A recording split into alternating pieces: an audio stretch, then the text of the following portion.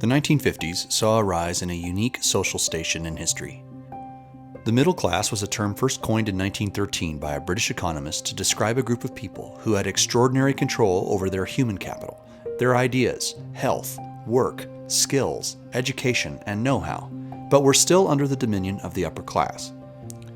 They were a group that had emerged from the Industrial Revolution who had found a way to leverage their skills and labor to become a wealthy enough segment of society to afford a comfortable life and have satisfaction in their family, work, and community. The 1950s in the United States saw an incredible rise of this population. The American family was able to afford the basics of living, housing, transportation, and food, but they were also able to stretch for things like vacations, a cabin in the mountains, higher education, and entertainment. The middle class was an aspirational and achievable goal for the better portion of 30 years in America. If you worked hard, spent wisely, and did the things that would help you better your position, you could rise out of the working class and into a very comfortable way of living. The ultra-wealthy may never have been something achievable by everyone, but living a good life in this middle position was on the horizon for anyone with the slightest of ambition. Life in the 50s and 60s was marked by a working parent, a stay-at-home mom, a modest 3-bedroom house, a family car, lots of children, and a localized economy. The average middle-class household was able to afford all of this on an average yearly income of just under $5,000. The dollar was strong, the war was over, and the United States was the leading producer of goods for the world. Places like Detroit and Los Angeles were booming towns with exceptional wealth and robustness. There was an air of optimism and hope that by doing the best you could with the money you made, you could actually provide a life better for your children than the one you had inherited. The builder generation that came home from the World War wanted a peaceful life in a world led by the moral leadership of the United States, and so they created it in America. Certainly there are generalizations about the America remembered in hindsight that are exclusionary of the stories that were boiling up under the surface. Poverty and segregation were a part of the American fabric of society, but it was also a time when politicians and representatives were finding their way, albeit slowly, to the solutions that were advocated for by the leaders of those disenfranchised groups of people. Government was willing to use its influence and mechanisms to move society forward towards a more sustainable outcome for all people. Presidents and legislatures alike understood that the only way to preserve law and order was to listen to the less fortunate and the minorities and attempt to act upon their needs. Perhaps their solutions were not the benefits that they had hoped for, but they still believed that in some democratic fashion, the ills of a society could be worked on and bettered for the people of a country. And even with the struggles and unfairness of the era, the reality for more people than not was that aspiring for a better life was achievable. There was a place in society for a middle earner, and it was the life that they had dreamed of while they suffered in the foxholes and fields of Europe. Fast forward 70 years, and much has changed in our country. Families need 2 people working to make ends meet. The average household needs more than $105,000 to afford the median-priced home in the United States. People are limiting the number of children they are having, not simply because of access at birth control, but as an economic decision. College is more expensive than ever, with tuitions and debts from those endeavors consistently in the 6 figures. Our dollar has lost over 90% of its buying power.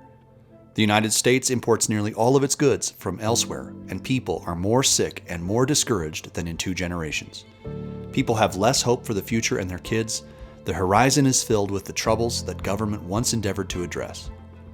The federal government is good at nothing but creating conflicts and wars around the world, and the people who once had a place to aspire to are tired of striving only to be kicked by the next round of inflation, authoritarian management of their living, and divisions about how to solve the issues. A once proud people are beleaguered, worn out, and disinterested in striving for a better lot in life. The American home is a shadow of its once former greatness. The youth of the country are faced with a landscape that has unaffordable homes, less than rewarding wages or jobs available, more pressures to show romanticized versions of their lives online, the threat of conscription into fighting wars in far-off lands that just continue to exacerbate the exhaustion the world has with us as a nation, and an empowered authoritarian state that manages every aspect of living. Freedom is an illusion to youth, and the places that previous generations could point to that demonstrated the successes that were available are gone. Evidence that has disappeared and now only supports the cynical case made by the youth. One look, with some honesty, reveals that the America that the builders came back and built for their children is fading fast. Our dollar has been decimated by a military corporate state apparatus that has put the United States trillions in debt to a phony currency institution or foreign governments. That means that so much has to be done to keep the masses in check, so that no one realizes in any short time frame what has happened. Because the dollar is so hollowed out, we have to rely on importing our goods from far-off lands that utilize labor who is underpaid, treated poorly, and used by the state to keep their own economy propped up. Certainly we can buy cheaper goods by doing this, but it is supporting a crony system of bad governments who are all in a terrible game of chicken to decide who will be the first to call out the United States for her terrible fiscal choices. That dollar also leads to terrible food. The entire system in the United States now relies upon processed, industrialized methods to deliver food to our people that has little or no nutritional value, but also is likely a poison-filled product covered in toxic chemicals that has made us more sick, overweight, and miserable. Our healthcare system has been corrupted by a fascist economic methodology that solves its own price issues with government monies to fund the insurance companies that created the issue in the first place. Our education system is now the full-scale model of a machine. It creates automatons, capable of regurgitation, but nothing else.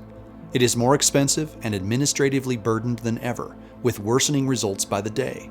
The entire system is a top-down factory designed to create replicas of the same controllable human over and over and over again. Our economy is based upon consumption, so the only growing sector of it is the delivery driver.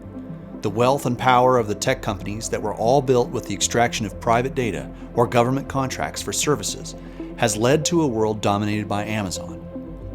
That has been the ruination of local businesses all across the country. Convenience has replaced community. The dark edge of collusional competition places the priority on profit alone and the centralization of service in the hands of too few. Few can compete with Amazon now, and once they are gone, the idea of quality of any kind or level of service will be a distant memory. The reality of our 21st century life is that all the human capital that defines the middle class has been assaulted. We have no autonomy over our ideas, health, work skills, or education. We have become a class of serfs, where the most powerful people lay waste to our future with top-down control and authoritarian brutality. I want to have hope for America. It was available in the past, and the instincts of liberty are still an ignitable fuel that, once awakened, could usher in a new era of freedom and prosperity that our children could flourish in. We need to remember that when troubles in the past arose, there were great people who rose to meet the moment. Providence has honored us with this responsibility, and we can choose to embrace it for the sake of America and her future. Democracy has solved issues time and time again for people, and the political process is the best and most efficient way to communicate the needs of the masses. We can elect representatives who fundamentally understand that a healthy world includes a robust middle class, and not just the ultra-wealthy and a subservient poor.